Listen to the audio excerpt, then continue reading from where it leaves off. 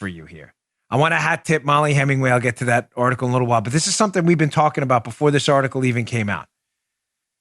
A little, let's go down the memory hole here and pull this one out of the well.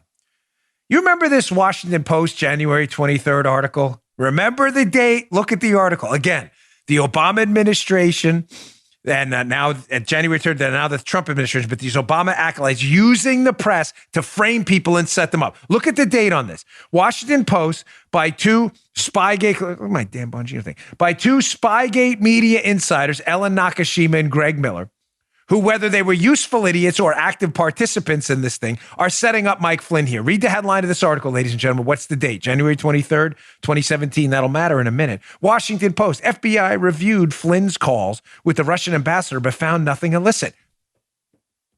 Weird, isn't it? Because the next day, January 24th, the FBI interviews Mike Flynn at the White House, where he's Trump's national security advisor, the next day about calls with the Russian ambassador, Kislyak, where they claim they found something illicit. So are you asking yourself now, don't cheat for those of the listeners who listened to the show last week, you already know this, but we need to backtrack a little bit to set up just how stupid or malicious the media were in this entire setup. Why do you think they would throw out an article the day before they interview Mike Flynn? They leaked this. It's clear the FBI leaked it to the Washington Post. The headline, it's in the headline.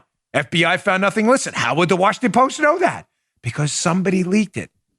But why would they leak to the Washington Post that we found nothing wrong with Flynn's phone call the day before?